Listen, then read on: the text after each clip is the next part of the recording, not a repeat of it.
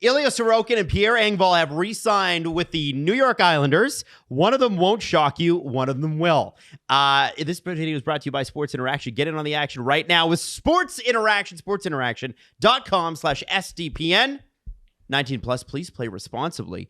If I asked you to put a $2 Steve bet on Ilya Sorokin signing an 8-year deal or Engvall signing an 8-year deal, who are you putting your $2 bet on this? Probably Sorokin. Wow, one of the best goalies in the NHL. You would have been correct. Ilya Sorokin, $66 million, $8.25 million a year. That is It's pretty reasonable. And you know what?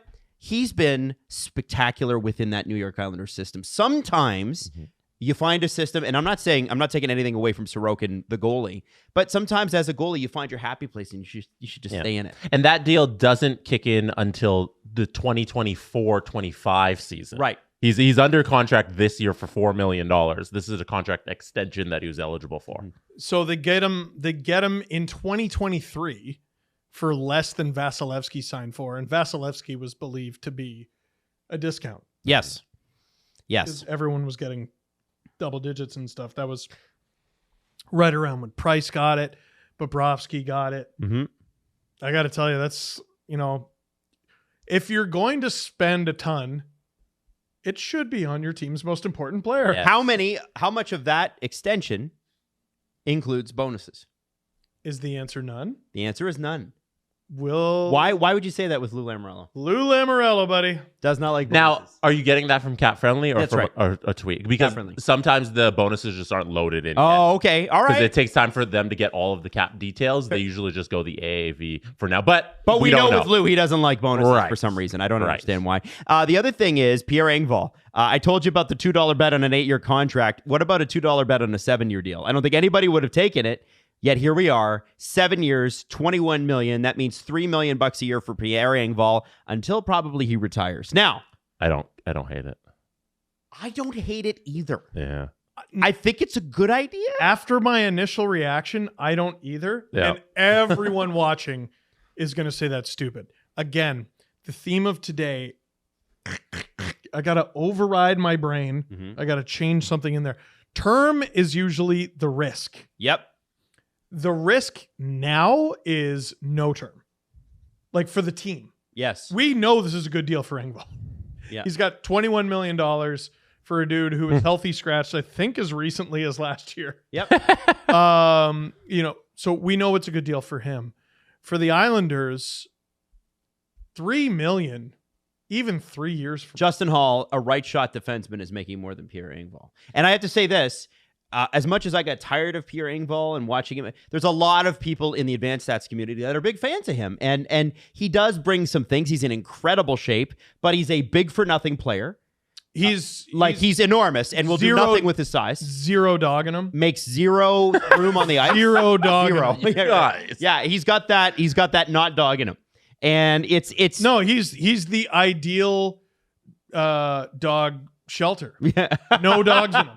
If Pierre Engvall ever reaches his full potential, or at least like 90% of what he can be, this deal is an unbelievable steal. Absolutely. And I think that's a fair bet to make when you're in a position like the Islanders. A lot of plays die on his stick, and that's a good thing. Mm-hmm. I actually think he's a far better stylistic match for the New York Islanders than he was for the Leafs.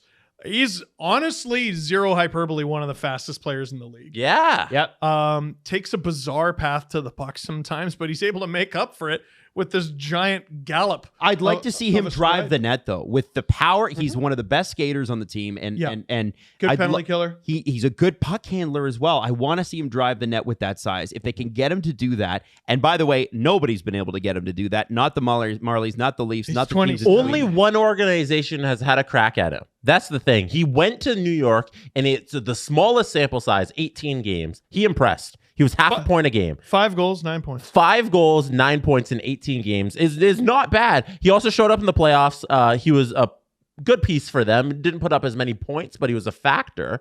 And I think he impressed them in the short time he was there. And this is the second organization that's going to get a crack at opening up Pierre Engvall and getting him to use his body. And if they can do that, $3 million is a great price for this player. If he can minimize his mistakes a little bit, because he is prone to them, still a really shift in and shift out, really responsible player. I think, especially with the way the salary cap's going, you're right. Term is to the team's benefit this year. Previously, term meant risk. Now, term means certainty. And $3 million Pierre Engvall, when that's 3% of the cap in about 4 years. Because, if the cap goes up the way we're expecting, the money goes up the way we're expecting, barring some pandemic, we're talking about a salary cap in 5 years that's pushing $100 million.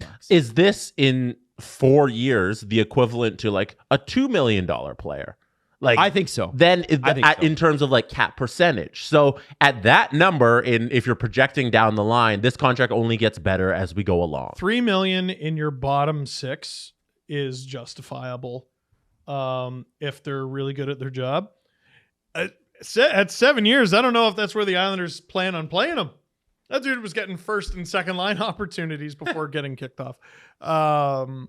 Really, really, really fascinated to see what happens here. He's a guy I've been high on, a guy I've been low on, a guy I'll cheer for. I'm curious, do you think they use him mostly on the wing? Because size on the wing is important, but they got Horvat, Nelson, and JG Pageau, and then of course Zizekas on the fourth line. No one's moving him off that. I always kind of, whenever the Leafs used him at center, I kind of liked it.